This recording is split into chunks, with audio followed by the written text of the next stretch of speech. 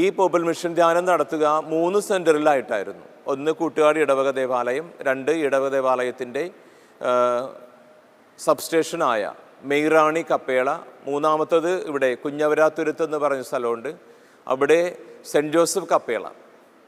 അങ്ങനെ 28 യൂണിറ്റുകളും 3 വ്യത്യസ്തമായിട്ടുള്ള സ്ഥലങ്ങളിൽ ഞായർ മുതൽ വെള്ളിയാഴ്ച വരെയുള്ള ദിവസങ്ങളിൽ ഒരുമിച്ച് കൂടുവാനായിട്ടും ഒട്ടുമിക്കവരും തന്നെ ഏതാണ്ട് 75-80ഓളം ശതമാനം വരുന്നവർ ഈ ധ്യാനത്തിൽ പങ്കെടുത്തു എന്നുള്ളത് എനിക്ക് ഒരു ചാരിതാർത്ഥ്യം ഉളവാക്കുന്ന ചിന്തയാണ്. ആ കാര്യത്തിൽ ഞാൻ തമ്പുരാന് നന്ദി പറയുകയാണ്. ഏറെ പ്രത്യേകിച്ചും എന്നോട് സഹകരിച്ച ഇവിടുത്തെ തിരഞ്ഞെടുക്കപ്പെട്ട ജനറൽ കൺവീനറുണ്ട്, അതുപോലെ തന്നെ ജോയിൻറ്റ് കൺവീനർമാരുണ്ട്, കൊച്ചച്ഛൻ അജയ് അച്ഛനുണ്ട്, സിസ്റ്റർ പ്രേമ, അവർ സുപ്പീരിയർ, നമ്മളുടെ ഇവിടുത്തെ ഈ ഇടവകയുടെ കോൺവെൻറ്റിലെ സുപ്പീരിയർ, അവിടുത്തെ സിസ്റ്റേഴ്സ്, ഇടവകയുടെ കുടുംബ ഭാരവാഹികൾ, കേന്ദ്ര കമ്മിറ്റി അംഗങ്ങൾ, കൈക്കാരന്മാർ, പാരിഷ് കൗൺസിൽ അംഗങ്ങൾ, പ്രാർത്ഥനാ ഗ്രൂപ്പ് അംഗങ്ങൾ, ഇവരെല്ലാവരും ഒത്തൊരുമിച്ച് പ്രവർത്തിച്ചതിൻ്റെ ഫലമായിട്ട് ഇത് വലിയ ഒരു ദൈവാനുഗ്രഹം നിറഞ്ഞു നിൽക്കുന്ന ഒരുപാട് ഇടവക വിശ്വാസികൾ ഒരുമിച്ച് വരുന്ന ഒരു ധ്യാനമായിട്ട് മാറ്റുവാൻ സാധിച്ചു എന്നുള്ളത് ഒരുപാട് സന്തോഷമുണ്ട്.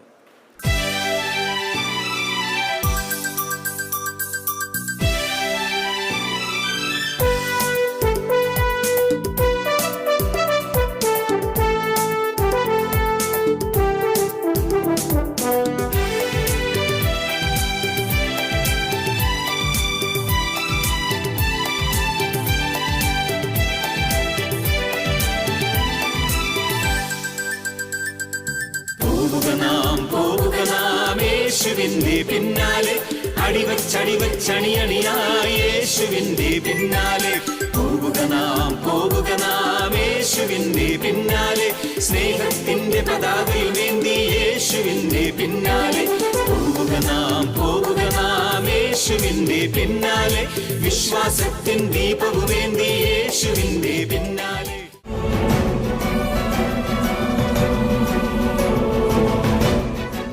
എനിക്ക് തോന്നുന്ന ഏറ്റവും വലിയ ശക്തി നമുക്ക് പകരുന്നത് വിശുദ്ധ കൊച്ചുത്രേസ്യയാണ്.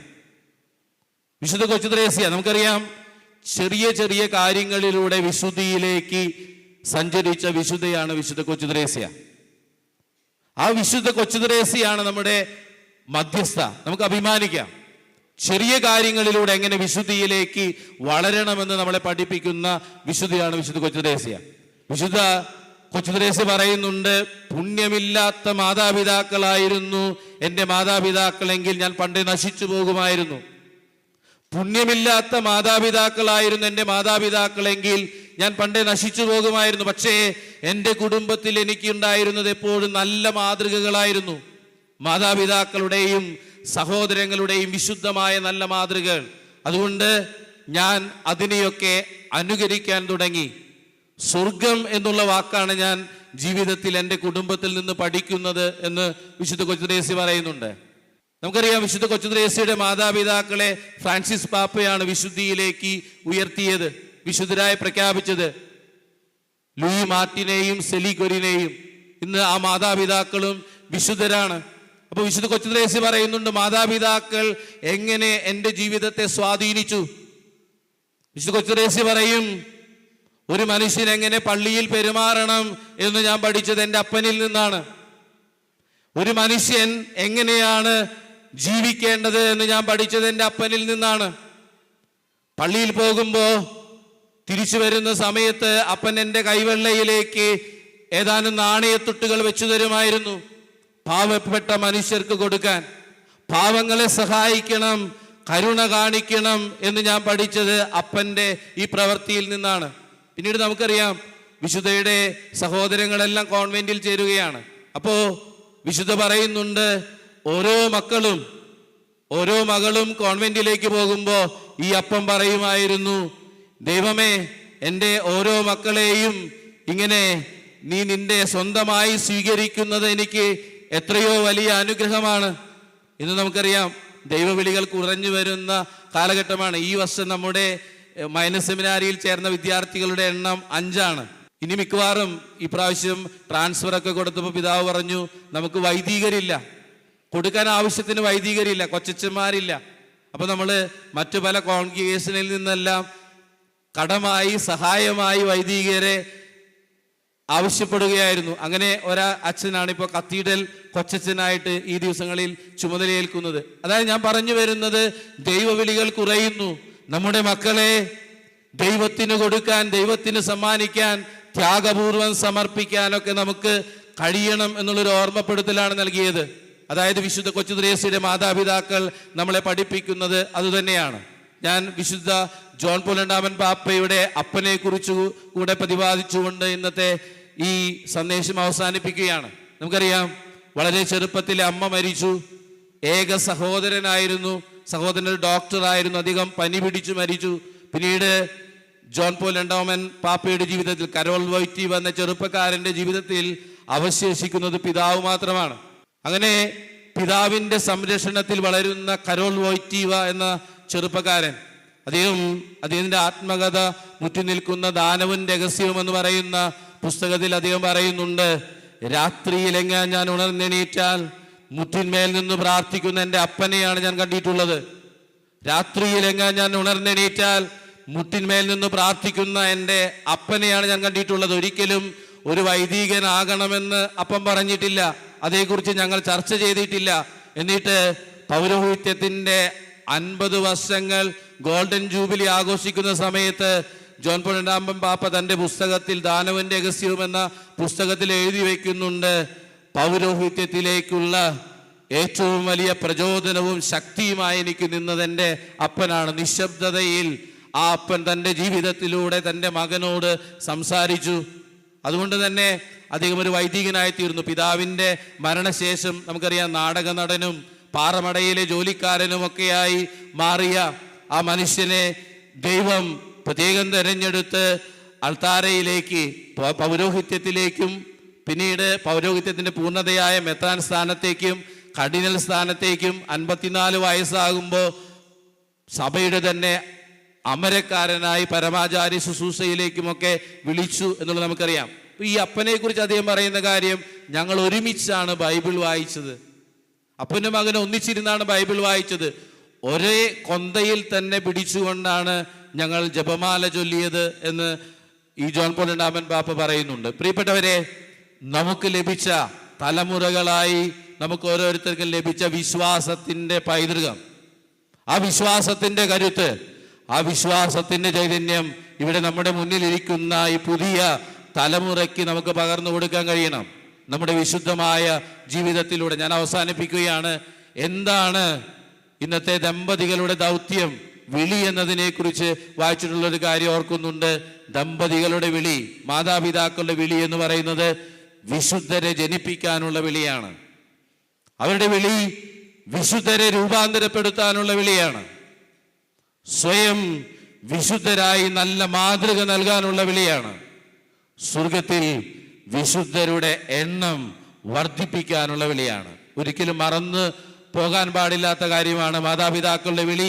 വിശുദ്ധരെ ജനിപ്പിക്കാനുള്ള വിളിയാണ്, വിശുദ്ധരെ രൂപപ്പെടുത്താനുള്ള വിളിയാണ്, സ്വയം വിശുദ്ധരായി കുടുംബത്തിനും സമൂഹത്തിനും നല്ല മാതൃക നൽകാനുള്ള വിളിയാണ്, സ്വർഗത്തിൽ വിശുദ്ധരുടെ എണ്ണം വർദ്ധിപ്പിക്കാനുള്ള വിളിയാണ്. നമുക്ക് ഈ ഒരു വലിയ ദൗത്യം ഏറ്റെടുക്കാം. നമുക്ക് ഈ ധ്യാനത്തിലൂടെ, പോപ്പുലർ മിഷൻ ധ്യാനത്തിലൂടെ കരഗതമായിരിക്കുന്ന ആത്മീയ ശക്തി ഈ തിരുനാൾ കഴിഞ്ഞും തിരുനാളിനുള്ളിലും ഇനിയുള്ള നമ്മുടെ ജീവിതത്തിലുമെല്ലാം വലിയ അനുഗ്രഹമായി മാറട്ടെ എന്ന് രൂപതയുടെ പേരിൽ, അഭിമന്യ പിതാവിൻ്റെ പേരിൽ ഒരിക്കൽ കൂടെ ആശംസിക്കുന്നു. പ്രത്യേകിച്ച് എല്ലാ വൈദികരെയും ജോജോ അച്ഛൻ്റെ നേതൃത്വത്തിലുള്ള ടീമിനെ പ്രത്യേകമായി അഭിനന്ദിക്കുന്നു. വികാരി അച്ഛനും ഇതിന് നേതൃത്വം കൊടുക്കുന്ന വികാരി അച്ഛനും പ്രത്യേകമായി അഭിനന്ദനങ്ങളും നന്ദി അർപ്പിക്കുന്നു. ദൈവം നമ്മളെ സമൃദ്ധമായി അനുഗ്രഹിക്കട്ടെ.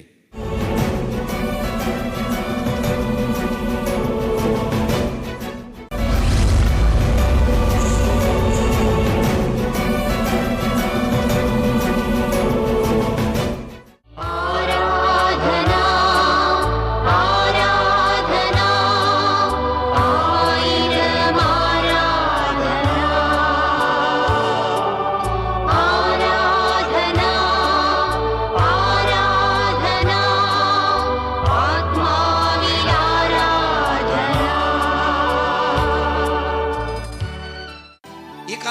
വീടുകളില്, പ്രത്യേകിച്ച് ഈ പോസ്റ്റ് കോവിഡ് സീസണിൽ എത്രയോ മാതാപിതാക്കളാ മക്കൾ മൊബൈൽ ഫോൺ അഡിക്ഷനിലാണ്, മക്കൾ പഠിക്കുന്നില്ല, മക്കൾക്ക് വിശ്വാസമില്ല, പറയണ അനുസരിക്കുന്നില്ല എന്നൊക്കെ പരാതി പറഞ്ഞത്. നിന്റെ വേദനകൾ അതാണോ? ചേർത്ത് വെക്ക്. പരിശുദ്ധാത്മാവിനെ വിളിക്ക്. മരുമക്കളെ കുറിച്ച്, മക്കളെ കുറിച്ച് കർണവന്മാര് പറയുന്ന സങ്കടം കാലം മാറിയച്ച പറഞ്ഞുകൊണ്ടിരുന്നിട്ട് കാര്യമില്ല. പരിശുദ്ധാത്മാവിനെ വിളിക്ക്. സാമ്പത്തിക ഞെരുക്കങ്ങൾ ഈ കാലഘട്ടത്തിൽ ഇഷ്ടം പോലെ ഉണ്ട്, പറഞ്ഞുകൊണ്ടിരുന്നിട്ട് കാര്യമില്ല. പരിശുദ്ധാത്മാവിനെ വിളിക്ക്. എണ്ണിയാ തീരാത്ത രീതിയിൽ രോഗപീഠകള്, എത്രയോ പേരാ ക്യാൻസർ രോഗത്തിന് അടിമപ്പെട്ടവര്, എത്രയോ പേർക്ക് ഹാർട്ടും ലങ്സും കിഡ്നിയും ഒക്കെ രോഗം ബാധിച്ചിരിക്കുന്നത്. പറഞ്ഞിട്ട് കാര്യമില്ല. പരിശുദ്ധാത്മാവിനെ കൂട്ടുപിടിക്ക്. ബലഹീനതകൾ എത്രയാ, ആഗ്രഹിച്ചിട്ടും വിട്ടിട്ട് പോരാൻ പറ്റാത്ത രീതിയിൽ ദുശീലങ്ങൾ, തഴക്കദോഷങ്ങൾ, ലഹരിയുടെ ഉപയോഗം, ജഡത്തിന്റെ ആസക്തികൾ, എത്രയോ തിന്മകൾ, എത്ര ശ്രമിച്ചിട്ടും പൊരുത്തപ്പെട്ടു പോകാൻ പറ്റാത്ത രീതിയിൽ വെറുപ്പ്, വിദ്വേഷം, എത്രയോ മേഖലകൾ. എല്ലാത്തിനും ഒരേ ഒരു ഉത്തരവുള്ളൂ, ദൈവത്തോട് ചേർന്ന് നിൽക്ക്. പരിശുദ്ധാത്മ ശക്തിയാൽ നയിക്കപ്പെടണം. ഈ മണിക്കൂറിൽ നമ്മൾ കേട്ടുകൊണ്ടിരിക്കുന്നത് മുഴുവൻ ഇതാ. കഴിഞ്ഞ ജീവിതത്തിന്റെ നൊമ്പരങ്ങളുടെ കണക്കും പറഞ്ഞിരിക്കാൻ നിനക്കിനി സമയമില്ല. നിനക്കൊരു തിരിച്ചറിവ് കിട്ടിക്കഴിഞ്ഞു. തകർച്ചയുടെ നടുവിൽ നിന്ന് ദൈവത്തിന്റെ ആത്മാവ് ഉയർത്തിയ ജീവിതങ്ങൾ ഇഷ്ടം പോലെ ഉണ്ടെന്ന് ഈ പരിശുദ്ധാത്മാഭിഷേക ആരാധനയിൽ ദൈവമായ കർത്താവ് നിന്നോട് പറഞ്ഞു തരുന്നു. കഴിഞ്ഞ കാലഘട്ടത്തിന്റെ തകർച്ചയിൽ നിന്ന് ദൈവത്തിന്റെ ആത്മാവ് നിന്നെ എടുത്തുയർത്താൻ പോകുന്നു. വിശ്വസിക്ക്. എന്നിട്ട് ആയുസ്സിന്റെ ശേഷിക്കുന്ന നാൾ നിനക്ക് പ്രത്യാശയോടെ ജീവിക്കാൻ, നിനക്ക് സന്തോഷത്തോടെ ജീവിക്കാൻ, സമാധാനത്തോടെ ജീവിക്കാൻ വേണ്ട ആത്മശക്തി നിറച്ചു തരാൻ പോണു. വിശ്വസിച്ചേ, വിശ്വസിച്ചേ. ഒരാഴ്ച ദൈവത്തിന്റെ വചനം കേട്ട് അനുതപിച്ച് പാപമേറ്റു പറഞ്ഞ് കുമ്പസാരിച്ച് വിടുതൽ പ്രാപിച്ച് ഇന്ന് പ്രഭാതത്തിൽ കുടുംബം ഒരുമിച്ച് ബലിയർപ്പിച്ച് ജീവിത പങ്കാളിയുടെ കാലത്തൊട്ട് മാപ്പ് പറഞ്ഞ് മക്കളെ അനുഗ്രഹിച്ച് ഈ നാട് മുഴുവൻ ദൈവത്തിന്റെ സ്തുതിഗീതങ്ങൾ ഉയർത്തി പ്രദക്ഷിണമായി ദേവാലയത്തിൽ പ്രവേശിച്ചു നിൽക്കുന്ന ദൈവജനത, ഈ ജനതയുടെ മേൽ സ്വർഗത്തിൽ നിന്നൊരു അഭിഷേകം നിറയുന്ന സമയം. വിശ്വസിക്ക്. സ്വർഗത്തിൽ നിന്നൊരു അഭിഷേകം. കണ്ണുകൾ അടച്ച് കൈകൾ നെഞ്ചോട് ചേർത്ത് വെച്ചിട്ട് നിനക്ക് ദാഹമുണ്ടെങ്കിൽ നീ പ്രാർത്ഥിച്ചോ. കർത്താവേ, എൻ്റെ കുടുംബത്തിന്റെ ശേഷിക്കുന്ന നാളുകൾ, എൻ്റെ വ്യക്തി ജീവിതത്തിന്റെ ശേഷിക്കുന്ന നാളുകൾ ജീവിക്കാനുള്ള ശക്തി എനിക്കിപ്പോ വേണം. അവകാശപ്പെട്ട് പ്രാർത്ഥിക്ക്. അത് നിനക്ക് ദൈവം നൽകിയിരിക്കുന്ന അവകാശമാണ്. അവിടുത്തെ വചനം കേട്ട് പാപമേറ്റു പറഞ്ഞ് കുടുംബം വിശദീകരിച്ച് ബലിപീഠത്തിന്റെ മുമ്പിൽ നിൽക്കുന്ന നിനക്ക്, സഹോദര സഹോദരി, അവകാശമാണത്. പരിശുദ്ധാത്മാവിനെ സ്വീകരിക്കാൻ അത് നിഷേധിക്കാൻ ദൈവത്തിന് പോലും സാധ്യമല്ല. അത് നിഷേധിക്കാൻ ദൈവത്തിന് പോലും സാധ്യമല്ല. കാരണം നമ്മുടെ കർത്താവ് അതിനു വേണ്ടി കാത്തിരിക്കുകയാണ്. കണ്ണുകളടച്ച് കരങ്ങൾ നെഞ്ചോട് ചേർത്ത് വെച്ചിട്ട് പ്രാർത്ഥിക്കുക. കർത്താവേ, എൻ്റെ ജീവിതം മുന്നോട്ട് നയിക്കാനുള്ള ആത്മശക്തി എനിക്ക് തരണേ. അപ്പസ്തോല പ്രവർത്തനം അധ്യായം 2 1 മുതലുള്ള തിരുവചനങ്ങൾ. അപ്പസ്തോല പ്രവർത്തനം അധ്യായം 2 1 മുതലുള്ള തിരുവചനങ്ങൾ. പന്തക്കുസ്താ ദിനം സമാഗതമായപ്പോൾ അവരെല്ലാവരും ഒരുമിച്ച് കൂടിയിരിക്കുകയായിരുന്നു. പന്തക്കുസ്താ ദിനം സമാഗതമായപ്പോൾ അവരെല്ലാവരും ഒരുമിച്ച് കൂടിയിരിക്കുകയായിരുന്നു. കൊടുങ്കാറ്റടിക്കുന്നത് പോലുള്ളൊരു ശബ്ദം പെട്ടെന്ന് ആകാശത്ത് നിന്നുണ്ടായി. അതവർ സമ്മേളിച്ചിരുന്ന വീട് മുഴുവൻ നിറഞ്ഞു. അഗ്നിജ്വാലകൾ പോലുള്ള നാവുകൾ തങ്ങൾ ഓരോരുത്തരുടെയും മേൽ വന്നു നിൽക്കുന്നതായി അവർ കണ്ടു. അവരെല്ലാവരും പരിശുദ്ധാത്മാവിനാൽ നിറഞ്ഞു. ആത്മാവ് കൊടുത്ത ഭാഷണ വരമനുസരിച്ച് അവർ വിവിധ ഭാഷകളിൽ സംസാരിക്കാൻ തുടങ്ങി. അപ്പസ്തോലന്മാർ മർക്കോസിന്റെ മാളികയിൽ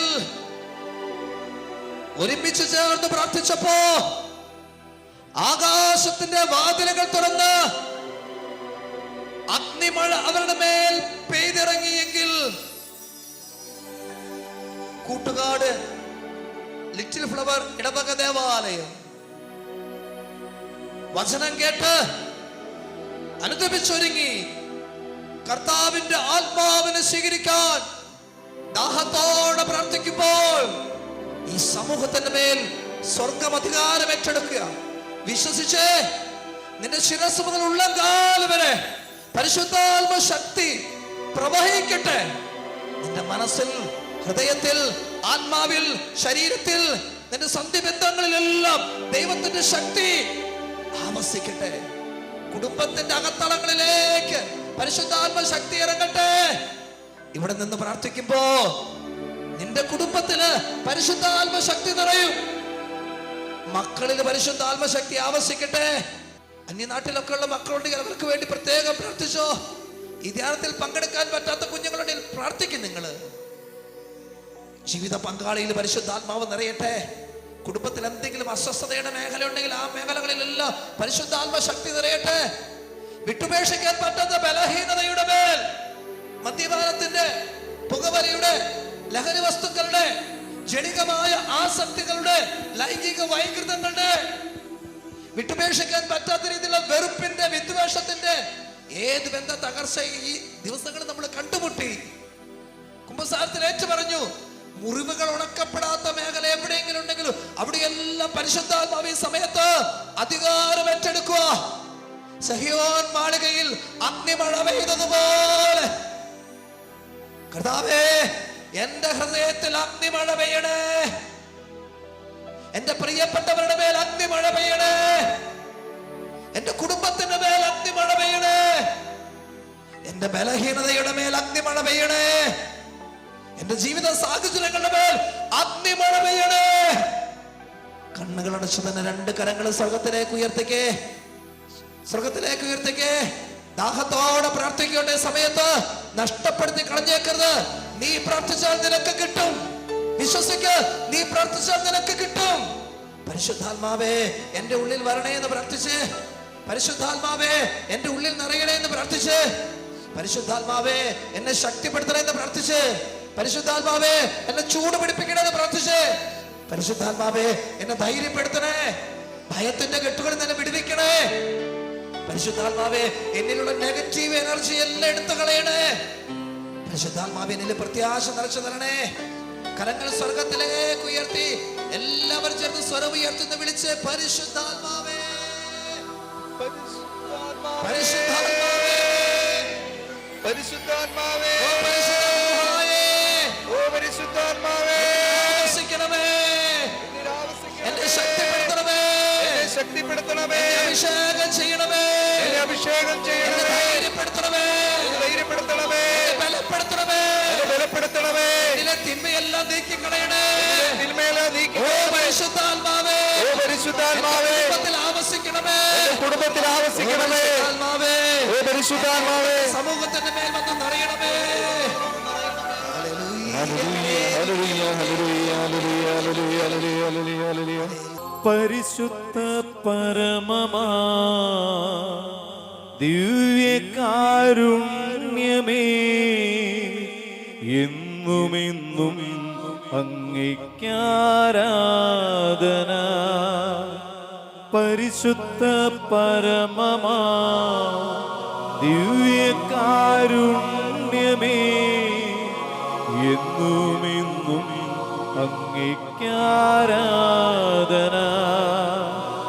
പരിശുദ്ധ പരമമാ ദിവ്യകാരുണ്യമേ, എന്നുമെന്നും അങ്ങേയ്ക്കാരാധന.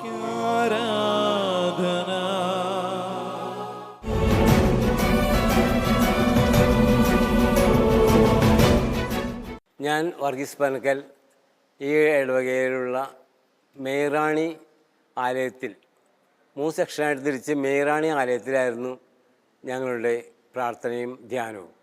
അതിൻ്റെ കൺവീനറായിരുന്നു ഞാൻ. 1985 ഇവിടെ ആദ്യമായിട്ട് പോപ്പുലർ മിഷൻ ധ്യാനം വന്നത്. അന്ന് വളരെ സന്തോഷത്തോടുകൂടി അതിനകത്ത് ഉൾക്കൊള്ളുവാനും പഠിക്കുവാനും ദൈവത്തെ കൂടുതൽ അറിയുവാനും നമുക്ക് സാധിച്ചു. അത് വലിയ അനുഗ്രഹമായിരുന്നു. വീണ്ടും ഈ 2024 വീണ്ടും ഒരു പോപ്പുലർ മിഷൻ ധ്യാനം ഇവിടെ വരുമ്പോൾ അതിന് കൺവീനറാകാനുള്ള ഒരു അനുഗ്രഹവും ഭാഗ്യവും എനിക്കുണ്ടായി. ഈ തവണത്തെ ഈ പോപ്പുലർ മിഷൻ ധ്യാനം വളരെ വളരെ വളരെ അനുഗ്രഹമായിരുന്നു എല്ലാവർക്കും.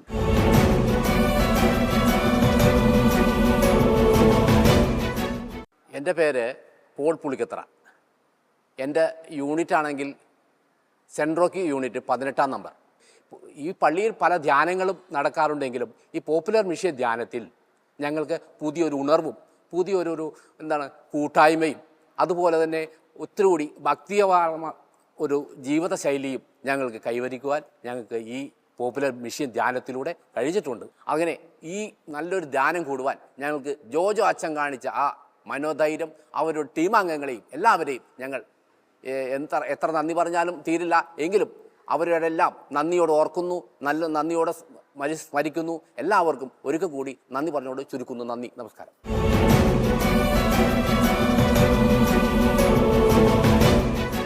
എൻ്റെ പേര് ജോയ് കൊല്ലമാപറമ്പിൽ, കൂട്ടുകാട് ഇടവകം. ഈ ഇടവകയെ സംബന്ധിച്ച് ഈ 6 ദിവസം നടന്നൊരു ധ്യാനം എന്തുകൊണ്ടും വളരെ ഒരു ഉണർവ് കിട്ടിയൊരു അനുഭവമാണ് എനിക്ക് തോന്നുന്നത്. ഈ ധ്യാനത്തിൽ ഒരു 75% ആൾക്കാരും പങ്കെടുത്തിട്ടുണ്ട്. ഈ ധ്യാനത്തിൽ കൂടി കുറേ നല്ല കാര്യങ്ങൾ മനസ്സിലാക്കുവാനും പുതിയൊരു ചൈതന്യത്തിൽ ജീവിക്കാനായിട്ട് സാധിച്ചിട്ടുണ്ട്. കൂട്ടുകാട് ഇടവകയിൽ നടന്ന പോപ്പുലർ മിഷൻ ധ്യാനത്തിൻ്റെ ഒരു കേന്ദ്രമായ കുഞ്ഞോരാതിരുത്ത് സെൻറ്റ് ജോസഫ് കപ്പേളയിലെ 19-ാം യൂണിറ്റിൻ്റെ പ്രതിനിധിയായ ലീഡറാണ് ഞാൻ. എൻ്റെ പേര് ആൻ്റണി പൊയ്യത്തിരുത്തി. ഈ ധ്യാനത്തെക്കുറിച്ച് പറയുകയാണെങ്കിൽ ഞങ്ങളുടെ കേന്ദ്രത്തിൽ ആൽഫി അച്ഛനും ലിജോ അച്ഛനും പിന്നെ പാട്ടുകാരനായ ഡാൻഡിയുമാണ് ഞങ്ങളുടെ ധ്യാനം നിയന്ത്രിച്ചത്. വളരെ ആത്മീയമായൊരു ഉണർവാണ് ഞങ്ങൾക്കെല്ലാം ഉണ്ടായത്. എന്നെ സംബന്ധിച്ചിടത്തോളം ഇന്ന് രാവിലെ നടന്ന വിവാഹിതരായ ദമ്പതികളുടെ ഒരു ശുശ്രൂഷ നടക്കുകയുണ്ടായി. അതാണ് എന്നെ സംബന്ധിച്ച് കൂടുതൽ എനിക്കൊരു ഇത് കിട്ടിയത്.